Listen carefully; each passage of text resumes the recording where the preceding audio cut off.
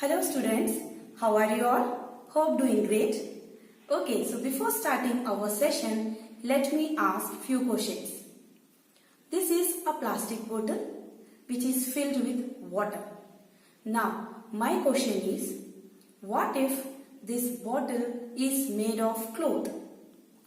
What if this bottle is made of paper? Does it sound impractical? Yes, I know. But the reason is, if the bottle is made of paper or cloth, it will not fulfill the purpose. Because the bottle is used to store water, but if it is made up of cloth or paper, it will not be able to hold water because the water will flow or ooze out. We see variety of objects around us. These objects are made up of different materials. In the same way, a single material can be used to make objects and vice versa. Now, my question is, what all materials can be used to make this bottle? Yes, bottle can be made by using metals. Bottle is made of glass. Bottle is also made of thick fiber. With this point, let us begin our new chapter, that is grouping of materials. In this session 1, we will study about the different kinds of materials used for making different objects. And we will also see the need for grouping these materials. Now, what is an object? Object is a thing that can be seen and touched. What is a material? Material is anything made of matter constituting one or more substances. We can see the examples like wood, cement, air, water, etc. All these are examples of materials. As I said before, different kinds of materials are used to make different objects. Now in this example you can see the material is plastic, which is used to make the object spoon and also the object water bottle. Second example you can see paper is the material which is used to make object paper bags and also books. Next example, that is cloth, which is used to make towels as well as the curtain. One more example, wood, which is used to make the sofa and center table.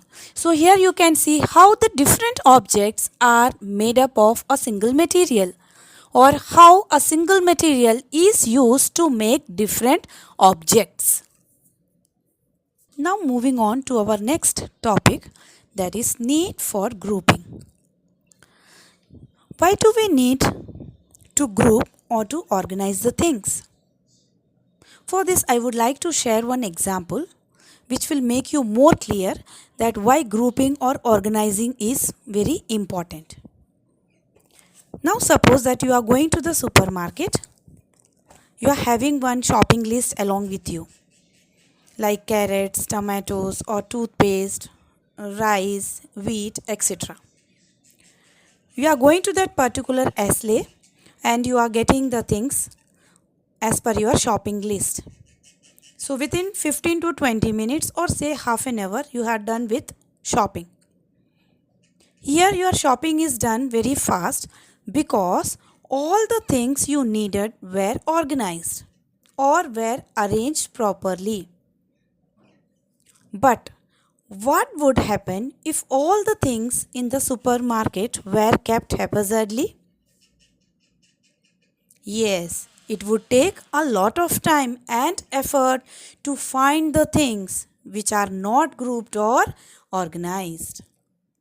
So this shows that organizing or arranging the things or grouping the things is very important. I would also like to share one more example.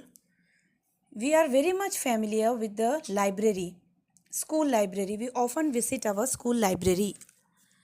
So one day you are going to the library and you see all the books are lying haphazardly. Now how to search the book you need? I would also like to share one more example. We often visit our school library. When we go to the library, we find that books are arranged in different sections depending on their subjects. But what if the books are not arranged? Yes, again, it would take a lot of time and effort to find the book which we need.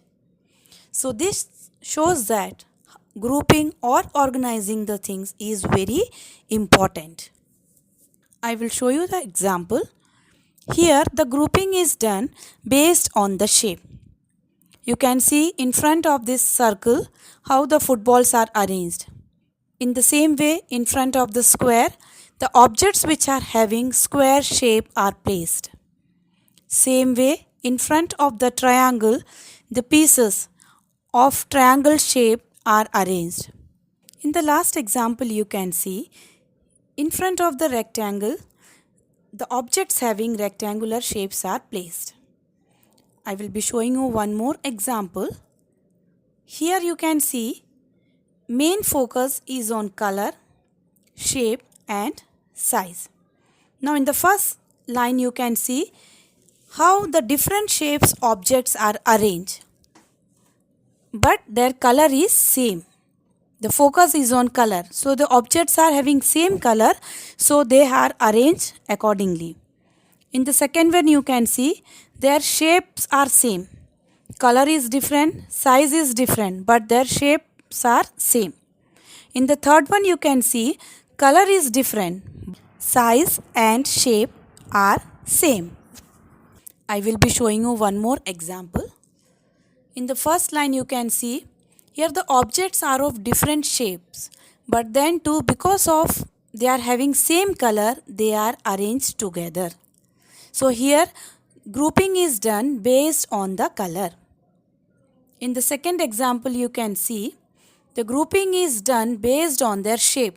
Even though size is different, but based on the shape they are grouped together. In the third example you can see colors are different, but their size is same, so they are grouped together.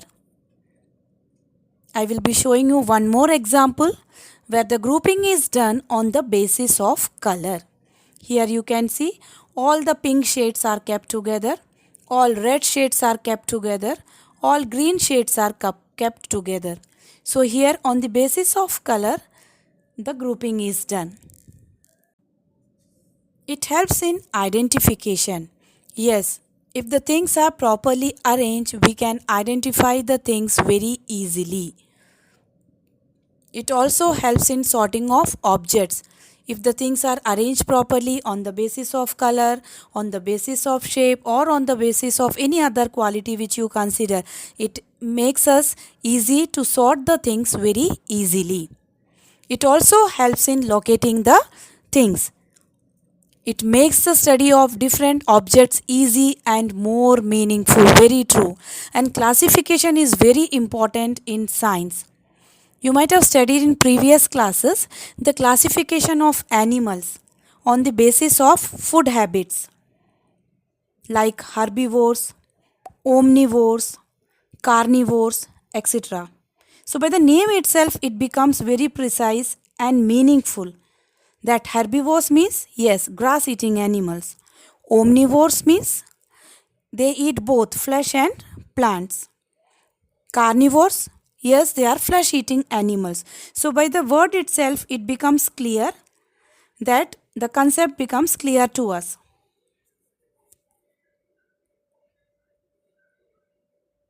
It makes the study of different objects easy and more meaningful. Let me tell you one thing. Classification plays an important role in the field of science. In previous classes, you might have studied the things around us as living and non-living things. And living things are further grouped as plants and animals. We have also studied the classification of animals based on their feeding habits like herbivores, omnivores, carnivores, etc. So, dividing these animals or classifying these animals based on their food habits or any other quality, it becomes very easy to remember the terms, and also the concept becomes more meaningful to us. Now the last point, classification helps to understand similarities and dissimilarities among the objects. Now for example, you are given the objects which are having different shapes like rectangular shapes, triangular shapes, round shapes, hexagonal, etc. Along with that, you are also having the objects which are different in colors also. Now if you are asked to separate these objects based on their similarities, so how you are going to do that? Here you are having two options. Either you can choose the objects having same shapes, or you can choose the object based on their same color. You can follow the similarities of shapes, like all triangular shapes will be kept together, all hexagonal shapes will be kept together, or all rectangular shapes will be kept together. You have second option, following the same color. You can also separate the objects based on the similar color. For example, all red color objects together, all blue color objects together, all green color objects together. So here you can separate the objects based on their similarities. So this tells us you to understand the similarities and dissimilarities among the objects. I hope you enjoyed today's session. Remaining topics we will discuss in the next session.